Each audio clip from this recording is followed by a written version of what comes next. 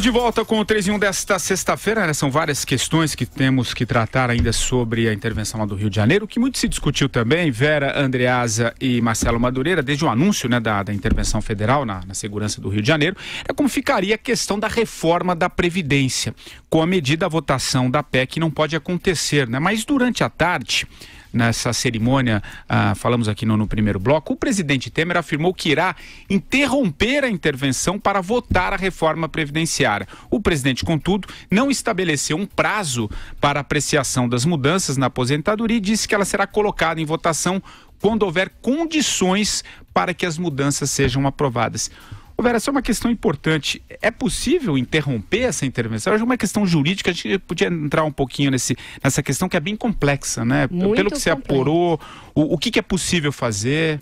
É muito complexa política e juridicamente, Patrick. De manhã, quando eu falei com os ministros que estiveram na reunião, que tomou a decisão da intervenção, o que eles me diziam é o seguinte: esquece Previdência, não dá pra gente tomar uma medida desta magnitude e aí chegar poucas semanas depois, falar: olha, bandido, espera um minuto só, a gente vai assustar um pouco a intervenção, a gente vai ali votar a reforma da Previdência, a gente já volta, vocês fiquem bonzinhos nesse período, porque nesse período vai voltar o Pezão, vai voltar o secretário de Segurança e a gente volta depois. Não tem cabimento isso.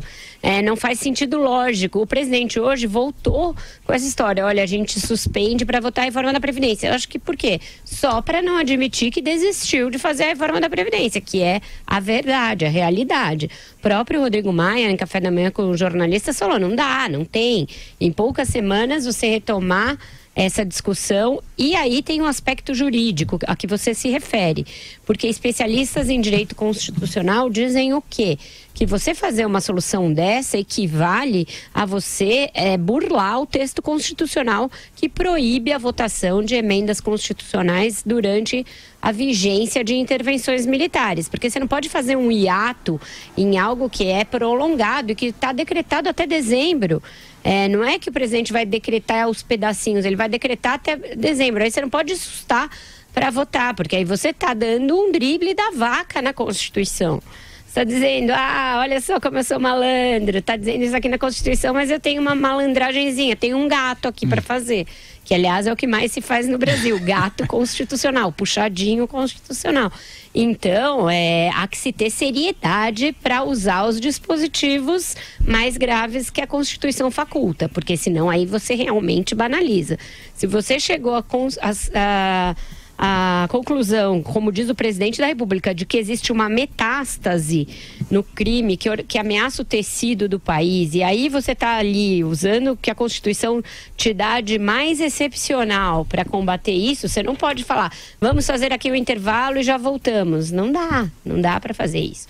Então, o mais razoável teria sido admitir agora: olha, realmente a gente não tinha o número para votar a reforma da Previdência, realmente ela é importantíssima, nós vamos continuar conscientizando para o Brasil dessa necessidade, nós vamos falar disso na campanha, nós vamos, mas não conseguimos, então agora vamos fazer a intervenção aqui.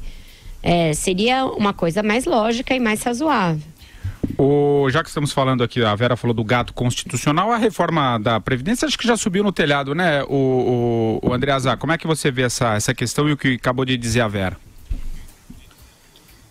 Como eu já disse no bloco anterior, eu não tenho muita dúvida, cético que sou, sobre o fracasso em longo prazo dessa intervenção federal pelos motivos estruturais apresentados.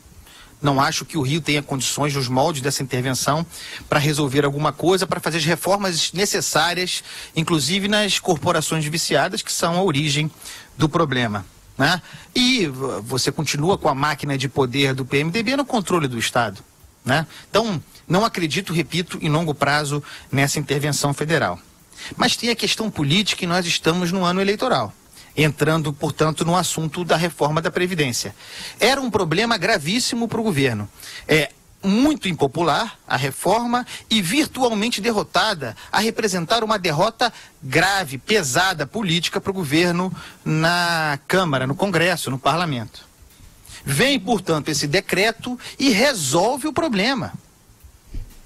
Resolve o problema com com um decreto, o da intervenção federal, cujo conteúdo, a depender de ser efetivo em médio prazo, de dar algum resultado ou alguma sensação de segurança para quem mora nesse estado, que pode trazer alguma popularidade. Essa intervenção federal pode trazer alguma popularidade, pode ser uma reinvenção para o governo Temer em médio prazo. Um governo que não tinha nada, que comunica pessimamente os seus poucos avanços e que é uma fábrica de agendas negativas.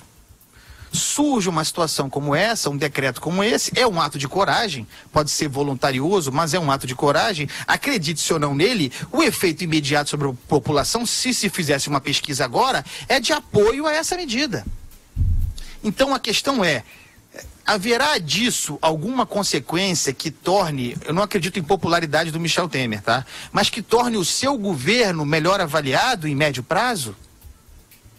Esse é um debate importante e não é um debate qualquer, porque nós estamos em ano eleitoral e nós temos um governo que quer influir nesse processo, e um governo que é do PMDB, forte. Então vamos seguir nesse debate.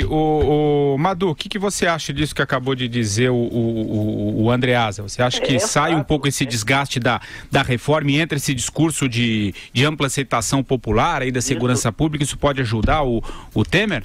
Isso só mostra, o Andreasa falou muito bem, isso só mostra o grau de inépcia, né, de incompetência e mesquinharia das pessoas hoje que ocupam o aparelho de Estado do Brasil, principalmente do Legislativo e do Executivo. Porque essa mania da gente empurrar as coisas com a barriga e não dar atenção aos reais problemas, acaba você fazendo essas soluções de meia sola, de arremedo, né?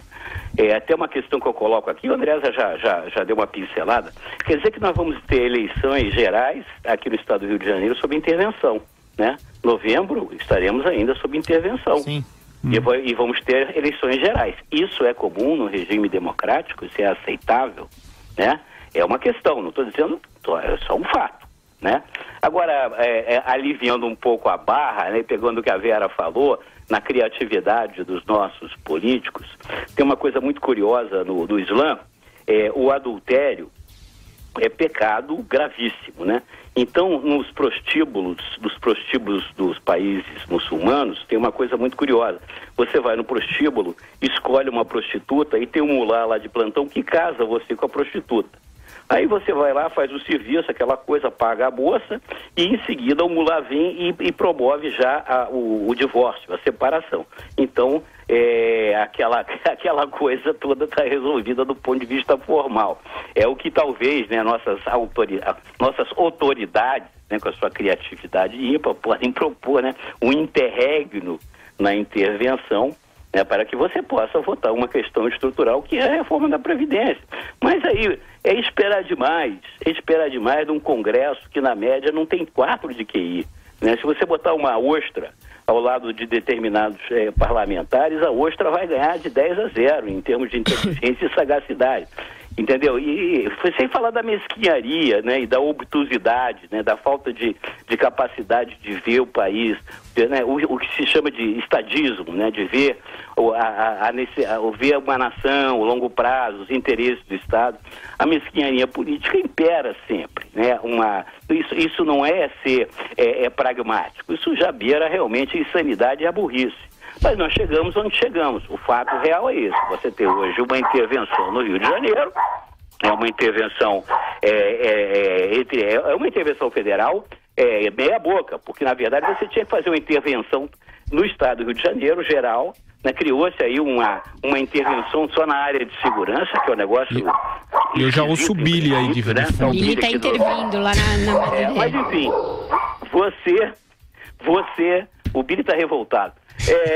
Você já vê como as coisas são feitas no Brasil, né? É tudo feito com amarradinho, com puxadinho. E é óbvio que é feito dessa maneira, não tem a menor chance de dar certo. Não tem a menor chance de chegar a bom termo, claro. Vera, sobre esse aspecto político, eleitoral aí da intervenção e a possibilidade dela dar uma lustrada, primeiro numa eventual candidatura e depois na biografia do Temer. Eu acho que existe muito desse cálculo, escrevi também sobre isso agora mais cedo no Estadão. Sai um tema impopular, concordo com o Andreasa em gênero, número e grau. Eu acho que as chances disso se mostrar efetivo para uma candidatura são mínimas. Basta fazer uma conta aritmética básica, que é a impopularidade do Temer. Você não reverte isso, a não ser que você, do dia para a noite, fizesse uma mágica e o crime organizado desaparecesse do Rio. Um novo Rio de Janeiro. Não tem como, nem na capa da Economist, com o Cristo decolando, tem como nesse intervalo que nos separa da eleição, o Temer operar o milagre de ser um candidato viável. Porque os dois fatores que seriam necessários para isso não vão se dar nessa velocidade. Nem a recuperação da economia e nem a recuperação da segurança, essa nova bandeira que ele está erguendo agora. Então esquece. Já no cômputo final, para efeitos de história do seu governo, pode ter algum benefício se a política se mostrar acertada, a despeito de todos esses problemas que Madureira e Andreasa estão apontando. Eu, sinceramente, prefiro acreditar que se fez alguma coisa, que ainda que parcial, que ainda que a intervenção tem um efeito saneador das forças de segurança do Rio. Uma das funções do interventor vai ser tentar localizar e tirar essas massas podres, as que estão contaminadas pelo tráfico, e tirá-las dos postos de comando. Então isso está previsto no escopo da intervenção. Não sei se vai ser feito, não sei se ele tem capacidade de fazer isso, se ele tem serviços de inteligência que sejam capazes de detectar isso, e se não vai se dar o efeito contrário, que é a contaminação do exército pelo crime, que é um dos temores dos próprios militares. Mas a gente tem de apostar nos instrumentos que estão à mão. Eu acho complicado a gente criticar a intervenção por ser parcial, se a gente não tem um outro elemento melhor para apontar aqui. Eu não tenho, não é também a minha área de especialização, essa área de defesa de segurança, mas eu vinha cobrei aqui no dia seguinte ao do Carnaval que a situação do Rio era insustentável e que era insustentável se continuar fingindo que nada acontecia. Eu acho que o governo tenta uma saída que é prevista no texto constitucional e o faz com comedimento. Eu acho que isso é um bom caminho a priori, um bom caminho em tese. Se vai ser bom na prática, a gente vai ter de acompanhar, mas eu, neste caso, dou o benefício da dúvida ao governo. Qual seria o caminho, Andreasa? Então, você que há pouco, lá no primeiro bloco, disse inclusive que é uma intervenção meia boca. O que você acha que poderia ser um caminho para isso tudo que a Vera acabou de dizer aqui? Patrick, preciso dizer que o Pezão pediu, né? Jogou a toalha, arregou, né? Em certo sentido, a intervenção federal responde a um pedido do governador do estado, né? Nesse caso, o presidente da República, seja quem for, não havia muito o que fazer, precisava proceder à intervenção. Mais ou menor, meia boca ou não, o que a gente espera numa democracia representativa é que os estados consigam resolver os seus problemas, considerando também a federação que nós temos, ou que deveríamos ter, né? Que o governador eleito conseguisse dar conta do problema, ou que a Assembleia o fizesse, porque o fato do Pezão não ter sofrido um processo de impeachment, por um lado, ou de não ter renunciado até agora, é muito grave, porque é um governador que não consegue operar. Vejam, a Vera falou, o secretário de Segurança pediu o boné. Por que ele pediu? Porque o interventor tem o poder de exonerá-lo, e certamente o faria, teria de fazê-lo, se não o fez e nós não sabemos. O que a gente espera aqui, quem mora no Rio, quem frequenta o Rio e quem tem o Rio como um termômetro do Brasil, e em certo sentido ele embora cada vez menos, um dos termômetros brasileiros certamente é que as coisas se resolvam. E aí eu bato na tecla aqui, objetiva, talvez não haja solução enquanto não se enfrentar o problema estrutural de fundo, de base que há nas corporações, sobretudo na Polícia Militar, que me perdoem os policiais extraordinários seríssimos que há na corporação. Mas você nomeia um interventor, um general do Exército, para comandar uma tropa que é corrupta de modo geral. Sinto muito dizer, mas é assim que é. Então, difícil não pensar, e é por isso que estou batendo nessa tecla, é difícil que a gente não se atenha à questão política, porque no final das contas, a meu ver, é a questão política única que prevalecerá.